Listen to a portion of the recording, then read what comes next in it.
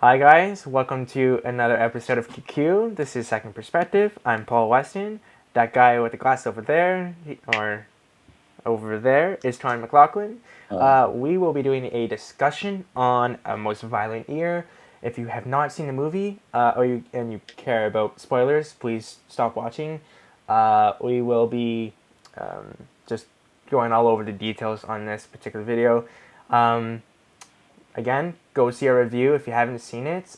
It'll let you know whether we liked it or didn't, whether we recommend to go see it or not, so on and so forth. But with that out of the way, just a quick sort of synopsis on what we did do in the review. If you are here for the discussion, what? that probably is going to pop a few eardrums. But Yeah, sorry about that. uh, Just waking you up, internet. yeah, like the short of it is like what Torrance said in the review was, I don't know. I gave it he gave it a C plus. I gave it a B minus, and we felt like we should like it more than we did, and we're not really sure why. That's sort of what this discussion is going to be about, because we do feel strong things about certain aspects of the film, but we just quite like we've talked about it for like a good 45 minutes before we started recording, and we haven't been able to find what makes us just not quite jive with it. And like it might end up just being taste, but I feel like there's something mechanically um, amiss with the film that is making us not. Because I feel like this should have worked. Yeah, I think so too. And I think like saying it's a thing of taste. I don't know, man. Unless like everybody has the same taste. Of course, it's a thing of taste. All of life is like taste and tasting, right? Mm-hmm. But Yeah. I think like yeah. I've seen gangster movies. I've seen movies that are like borderline gangster that don't show all the gangsterism but imply it before that have been more interesting than this. And I think one of the things maybe this movie tried to do was bank on our history of intimacy with the American gangster period and like even up into the 80s, like the Goodfellas sort of period. That's when Goodfellas is set into the 80s, right? I believe so. Maybe it's sort of drawing on that as reference. Like we know all of the sort of milieu of this guy's informal business partnerships, etc., that should make it tense and Mm-hmm. should up the drama, but it doesn't show much of that itself, which is Mm-hmm. why I had a problem with it because I wanted to be shown that, Mm-hmm. and I wanted to feel like he goes. There's a physical threat to him. This guy comes to the door of his new house with a gun. We find out the next day because his kid was playing with it in the snow. Mm-hmm. Um, and it just feels like sort of this lame teenager has come to play Nicky Nicky Nine Doors or something because he runs away right away and there's really no threat. So maybe it's realistic in the sense that like there are successful business people who may have had brushes with the underworld and had to keep their nose above board, so to speak, even though they may be sort of laundering money or Mm-hmm. doing bad business practice elsewhere, Mm-hmm. whatever. But that like when you get bogged down in the details of entrepreneurialism from like the more technical business standpoint that this one deals with, it's boring to me. And I want to see somebody like making that innuendo Mm-hmm. statement like, hey, you don't want to mess with us, because hey, take it easy, you step on somebody's turf, and you want to see that revealed Yeah. later. Well. There's all the innuendo sort of made here, but none of it is ever shown. Yeah. And it feels like a very conscious directorial choice because there are plenty of moments when in other films the either the writer or the director, which is the same person, would have said, "Okay, great, this is the time for someone's their top to just blow off or whatever," right? And like one of the big scenes when Abel and Anna fight after they find the deer, which was kind of an interesting scene, but we'll talk about it in a little while.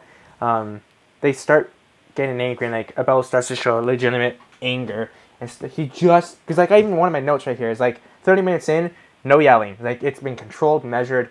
Like there are certain parts where I thought like someone would freak out even just for a moment. Nothing. Like it was all at least 30, 45 minutes in, nothing happened. And then okay, great. You know what? This is where in this particular fight with these two people in the most intimate, quiet space, this is where they're gonna fight. And he has this line where he's like, who uses these guns, um, because Anna brings out that little miniature thing. He goes horse, and then like he actually yells horse, and then she slaps him, and then everything just stops. It's like dead in its tracks. It's like emotional blue balls or something. Like it That's a literally good just, way to say. Yeah. right. It's just like it stops, and he goes like, "This is not allowed in my house," and he leaves.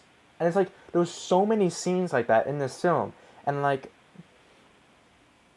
I don't understand why. Like I like if this film was about a character trying to not crack under the pressure, Well, I okay, think I don't sure. know. Like I've read a review that apparently 1981 was actually the most violent year in New York City's history. Mm-hmm. You know, and so we're supposed to maybe come to this movie with an understanding of that, right? Mm-hmm. But I feel like for the average person like me on the West Coast, yeah, sure, I'm interested in New York because you have to be. It's in Hollywood all the time, right? And it's a Yeah. staple. You have to have seen Goodfellas, or you're just nobody at all, right? But I think we are supposed to come to this movie with the idea of the surrounding context. I Mm-hmm. think that the movie should have provided more in that way for us to understand the actual dangers and the criminality that was so rampant at the time, Mm-hmm. because we just get a sense of his little insulated world. And even though the film tries to tell us how much he is working Mm-hmm. and how tenuous a line he's a tightrope he's walking in order to keep his business mostly legitimate and in order to avoid like the physical threats of gangsterism and all that. I think we need to feel that threat more imperatively, and we don't in the film. And so it feels like a little bubble of nothing that Yeah. he's sort of treading through. And I understand that that maybe gives the film a more peaceable tone, which Mm-hmm. is what we're supposed to accept that he is created, right? But I think we don't see him actively doing that enough. I don't know. Well, it just feels like there's no emotional payoff, right? Like we go through this whole film, and like generally when we watch films, and like Finding Nemo or whatever, like ooh, is he gonna find him or not? Oh poor Nemo, whatever. Like when we get to the end of a film, the whole point is either we lament that he can't find Nemo, or we celebrate that he does. Like there's some sort of like okay great, but like throughout this whole film, we everything's sort of underwhelming, sort of like forcefully, and then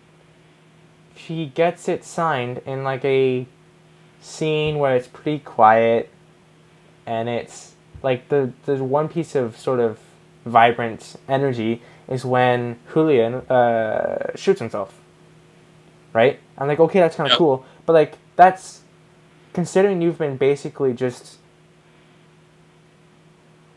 stopping me from being able to get really like all this sort of because the film does a really good job like of creating tension and stakes at the beginning where you're like okay contracts with the people he's buying the land from.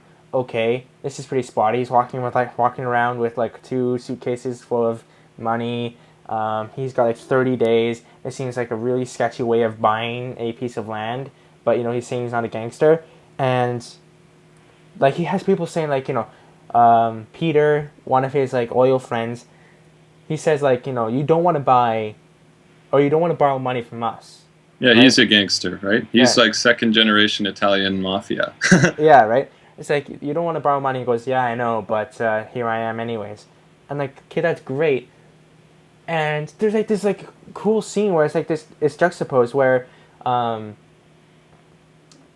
Anna basically says that Abel is very honest. He's like honest, clean, hardworking. Like no man can stop him, and he's fucking hiding underneath the porch with like this paperwork that they don't know whether is like their doom or not, right? So and it's well cut, and it's like okay, that's kind of funny. That creates this sort of very clear juxtaposition, but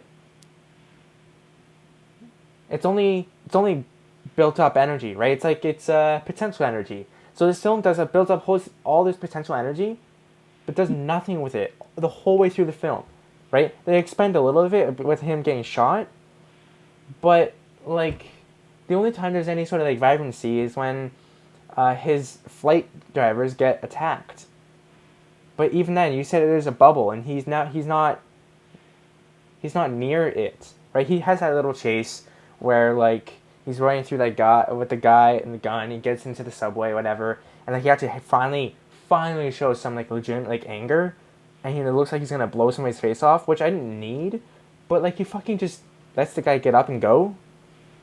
Not like I just didn't. Maybe I just didn't get it, but I didn't. He's like he But didn't find out who the told fact him. is that works for him. The fact that he's merciful in that moment, the guy is not letting him know who he works for, even as he's beating the shit out of him. I mean, kind of tough to talk when you're like swallowing teeth and blood and everything. But then when he gets up, he's like, in exchange for this moment of mercy, I'm going to tell you, you know, I don't work for anybody, but I did drop off a tanker full of oil in wherever last week, you know. So, and then by inference, he obviously knows who it is. Because he knows the industry and his competitors, etc. So like it sort of pays off for him to be a good guy in that moment, which maybe is supposed to be like a little microscope on, or a window into the rest of the movie.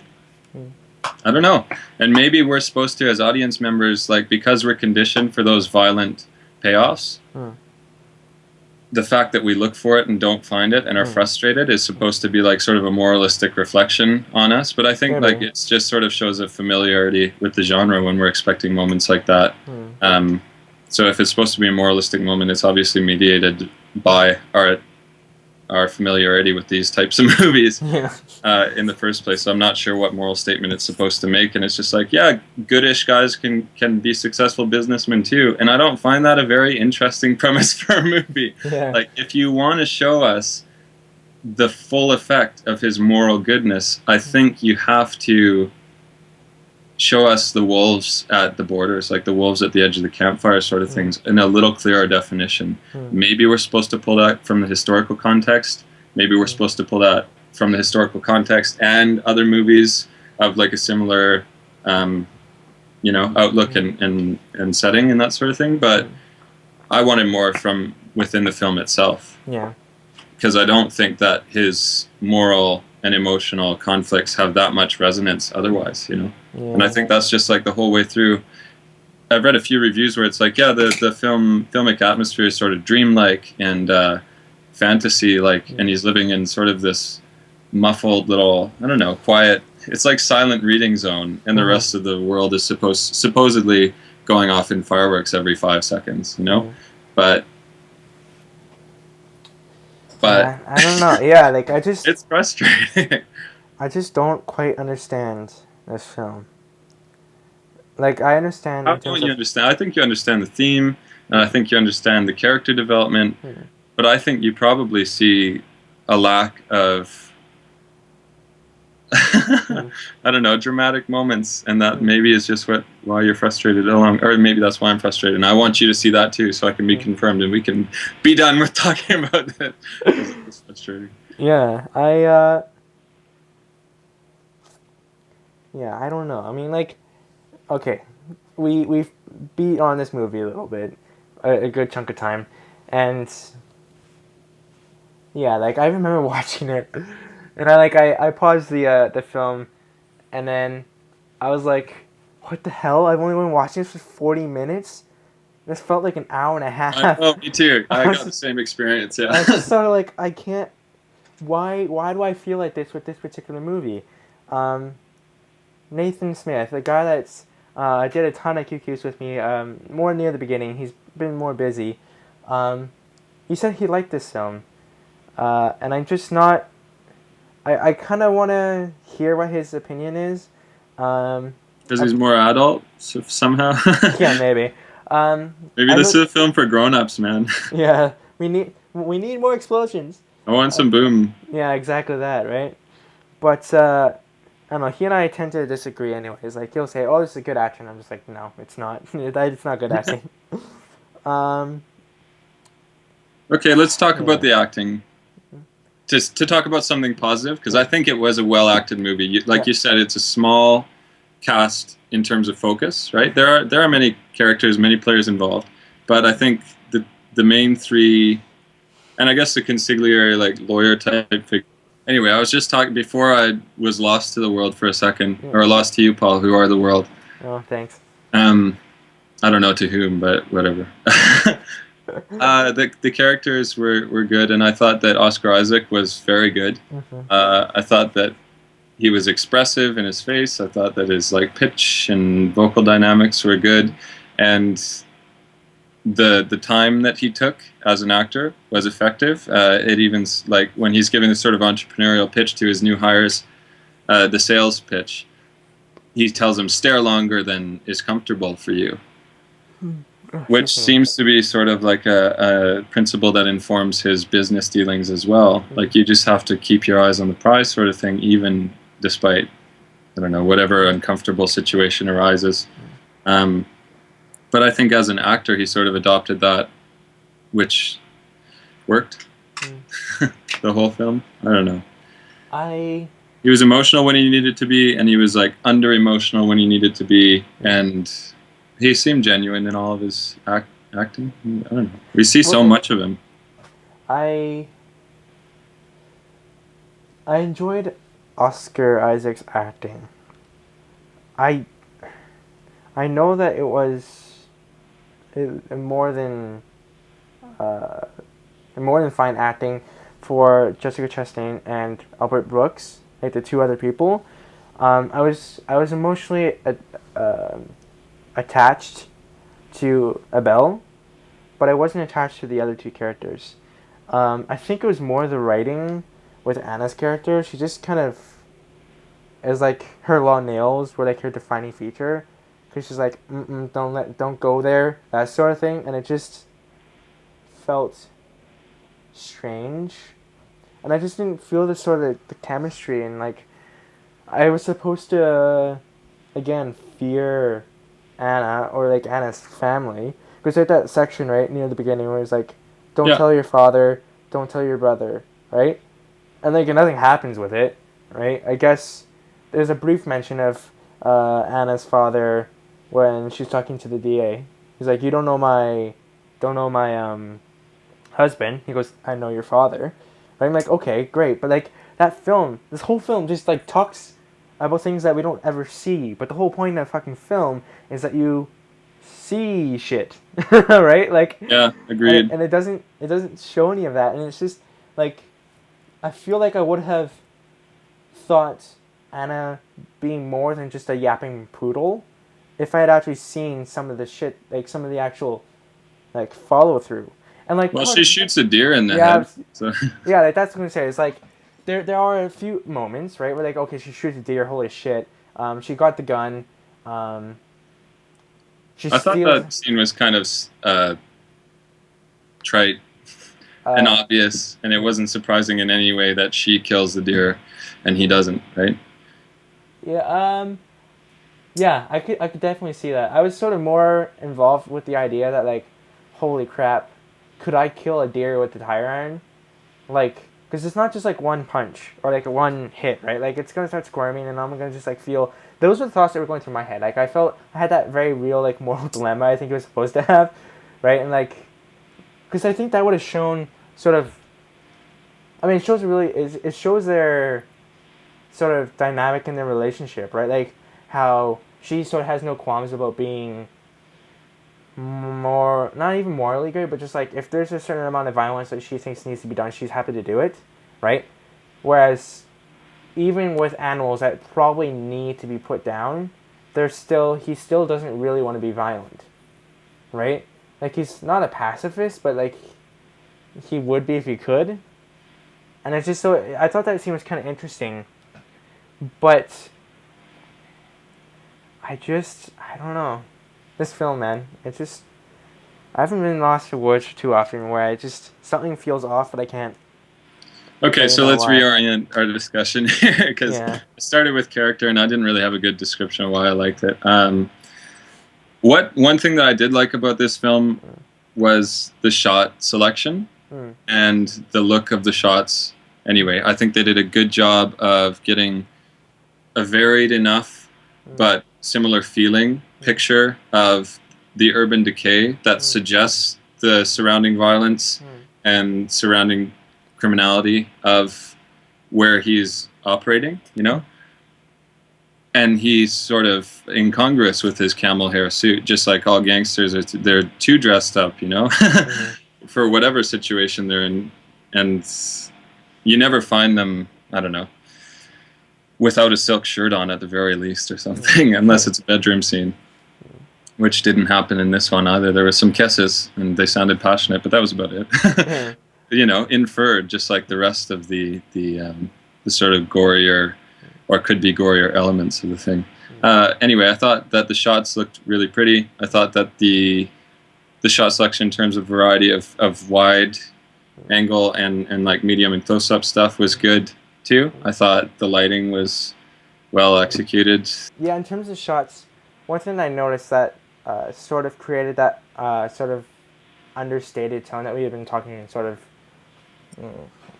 a little too much about. In fact, most of the shots were really still, or like very slow moving, and it was most of the shots definitely on tripods and like very kind of it was unmoving, which is kind of interesting. I think it was a very clear choice.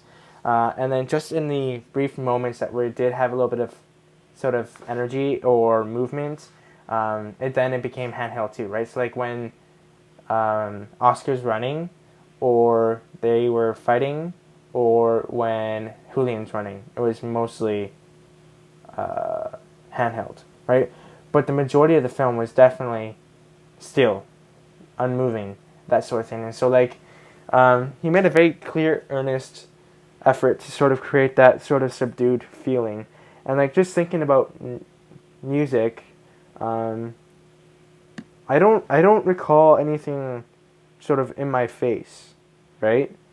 Which I think also kind of feeds into that sort of subdued effect. And I think ultimately like what all this stuff means is that it's clear that the director knows how to create a particular atmosphere that he would like to, or at least he understands how to make a subdued atmosphere, right? And like just because I didn't like this film doesn't mean I'm not going to watch his next one. Apparently he made All Is Lost, and you know what, let me confirm that before I start blabbing my mouth. Okay, and I'll keep going with what you were saying. I think, in terms of creating an atmosphere within the film, I thought it did a good job, maybe almost too good a job, or at least too much on this in the same vein, you know? Yeah, well, it didn't Too have as still. enough variety, right? Or like, and like generally what you're trying to do is you create a base so that when you have something different, you can create that discrepancy, right? Like it's like the whole like you can't enjoy sunny days without rain. Like if it's sunny all the time, you don't sort of appreciate it, that sort of thing. And so it's like that, but with tones. And so he did indeed make All Is Lost, which although it has a low score on IMDb, I've been told by numerous people that it's a fantastic film, and I'm pretty sure it got like nominated. Yeah, it did. It got nominated for best sound editing, which is really really interesting because from what I was told, basically the main character doesn't even talk, right? So it's like a guy on a boat that just doesn't talk. So like, it's very clear that he's learning how to sort of deal with silences and stuff like that, and like often what like aspiring directors like myself are taught, is that the best acting happens in silence, right? So I really enjoyed his Margin Call, which is the first film they made.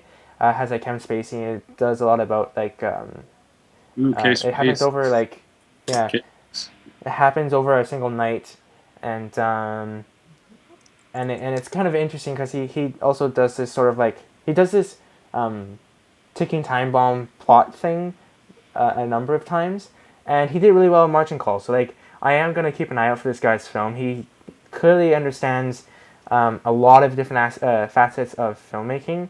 I think he tried something with this particular film, and it didn't quite click for people like you and I, right? So like he had a clear idea with a lot of these different scenes. Like even when characters were silent, I didn't feel like holy crap, move on. Let's get something out of it. Like I always felt like there was something happening between characters.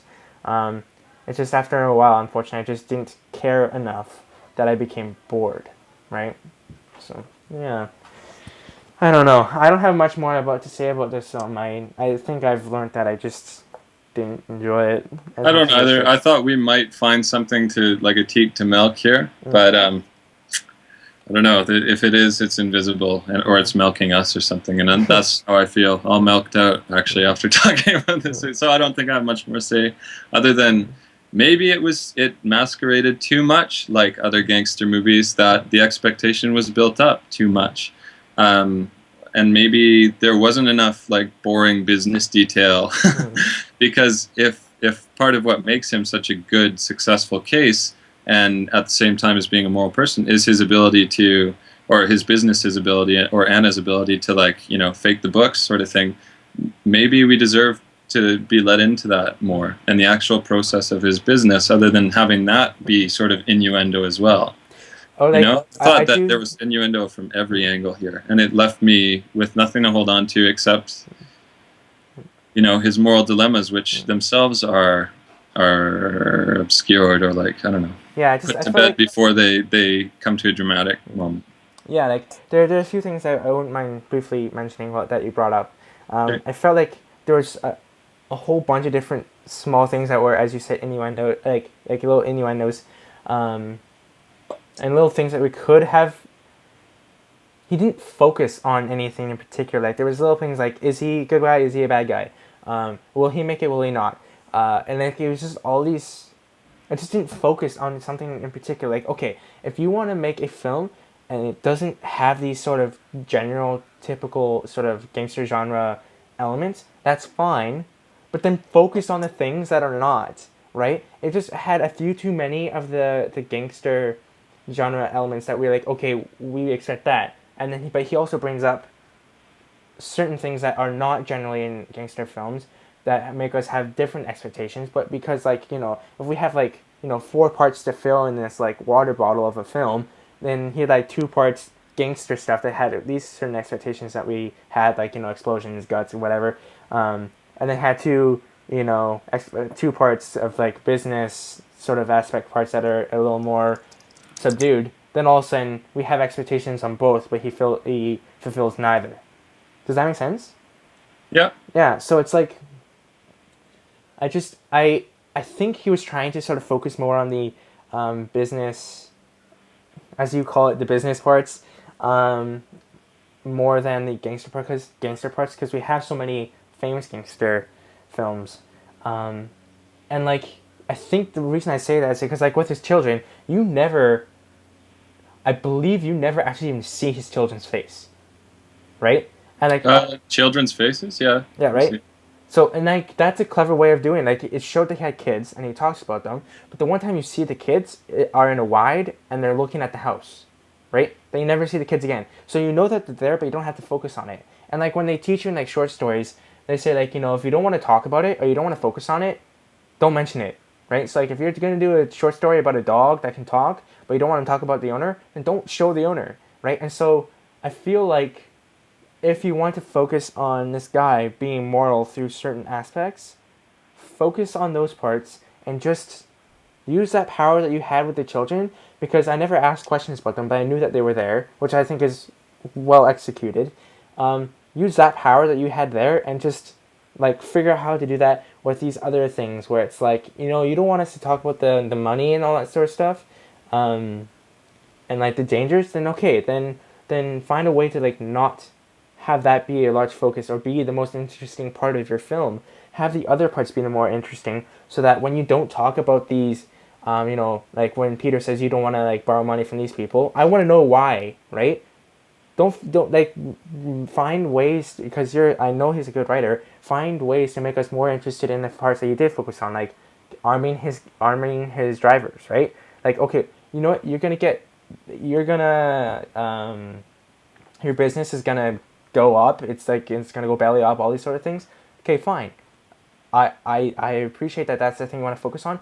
Tell us why. Tell us what's gonna happen. Tell us what you're gonna lose. Like there are things that he could have done that make us more interested in those aspects. And I would have happily gone on that ride. But like he started and then stopped on like 4 or 5 different things that we never got the satisfaction on anything, Yeah. except the Julian thing when he shot himself. But like you know I don't know. Yeah, even that he didn't focus enough on that, in my opinion. I don't know, that film reinforces like the sort of character foil for Abel is Julian, you know, or at Yeah, least he yeah. sort of takes him under his wing as he mentors him. But Mm, there's something fundamentally different about them is that Julian can't take the hard road, you know, and he mm, can't be strong, which I think is sort of bullshit and disingenuous of him to believe that, and mm. on Abel's part, I'm saying, because he's put him in a really exceedingly dangerous situation, Yeah. probably one more dangerous than he has ever had to be in himself. Even though we hear that he was a driver in his younger days, Mm, probably not into the same stresses, you know, mm, or at least not for long enough to be of any consequence to his mm, success. Anyway, but the scene does another thing, which is he shoots himself and the bullet ricochets and somehow miraculously puts a hole in the vat of oil that somehow miraculously doesn't like totally explode under the the release of pressure, which mm, is absurd. mm, I think. I don't know. I'm not a physicist, but it's like in reference to that little story about the Dutch boy putting his finger in the dike that starts leaking, right? mm, Until an adult comes in the morning and finds him, and he's been there all night with his finger in this dike, saving, you know, Holland or something like that from this thing bursting. mm, Um, which I just looked up because I couldn't remember where it came from. It's mm, apparently Hans Brinker, or The Silver Skates is the mm, title of the short story by American author Mary Mapes mm, Dodge, published in 1865. And this story of the Dutch boy is like a fictional story that the kid mm, reads in class, mm, in the story I just named. mm, Um, but I think the film didn't do enough showing us like what exactly he was holding back with his finger, because mm, he really only makes one decision, which is to be as moral as possible, right? mm, To say no to violence, which mm, is a pretty obvious choice to make, and mm, not much harder than saying no, mm, just when you're asked to do it, mm, which is what the sort of the mob guy or his mob connection who supplies his trucks with drivers, mm, says, "I want to arm these people," and all he has to say is no, and then he doesn't do it, right? yeah. So it's not actually that difficult a thing to do to hold your finger there, but I think like in order to fully understand the weight of that decision, we Mm, need to see the surrounding context a little more clearly, mm, and the film maybe expects us to bring that to mm, it in order to accentuate like the emotional and the moral mm, drama, mhm, and it doesn't, and that's I think why I found it mm. dissatisfying Yeah, as a and like final point. yeah, Anyway. I'll wrap it up with just the idea of like you're saying like how he's a little Dutch boy about putting his finger or his like napkin in the little vat, but like even if I'm supposed to believe that he is, the leading force of, morality or whatever, um, he still does fraud. He still does tax evasion. He still does all these things, rigs scales, Yeah. under like all this stuff. Like he's still a dick, and kind of in my Well, he's mind, got like to compete, I guess, is the excuse, you know. yeah, but like even then you really want to you want to show a character that's like his tragic flaw is he's moralistic, and altruistic to a point. You know what would have been much more interesting to me? A character that is so altruistic that he's willing to like die, lose his business, whatever, to not get corrupt. But he's like, but in this moment, it's like, I'm only gonna be corrupt a little bit. And by a little bit, I still think it's a lot, right? Because he keeps putting all these people in really shitty positions, right? He never bothers driving a truck himself. Like, he never puts himself in harm. And so it's like, if I'm supposed to believe that this character, I'm supposed to believe this character is honorable or enviable, not even enviable, but like just, I'm supposed to resonate with him and all that sort of stuff. I don't, because he still does a whole bunch of things that I think is totally uncool, and he puts people in like, as you say, like really dangerous positions. But yeah, I don't, I liked his acting and everything, but like his, in terms of like whether I think he's a good guy, I think he's a dick, right? And I think he's full of himself. He's Yeah. just not.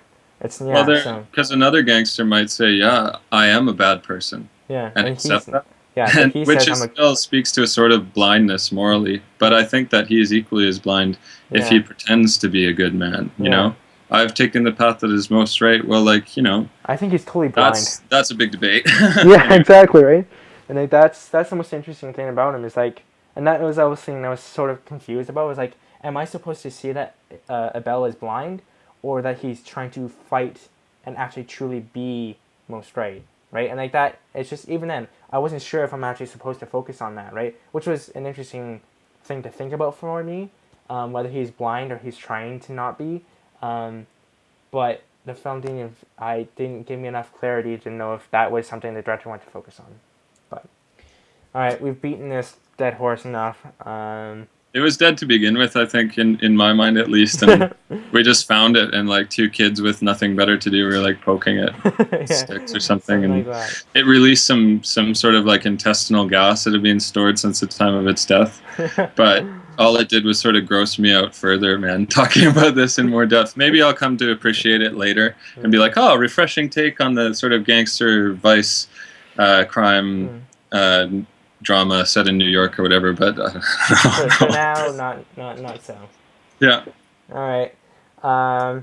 As always, thank you again for watching this video. We will be probably doing another one soon. I hope so. And now that I have a little bit more time on my hands, and yeah, we hope to see you on our next video. Hopefully, I'm the one that usually picks the video, so hopefully I'll pick one that's less of a dud in our eyes. Although Yeah, man. they tend to be fun to talk about. So although this one was just not wasn't fun to watch about, wasn't a whole lot of fun to analyze Anyway, either. good clean kitchen behind you. Very nice work on that. I'm Yeah, sure that everybody will. yeah. I had to clean my kitchen before we did this because this is where my computer is. All right, guys. See you at the next video. Until then, peace.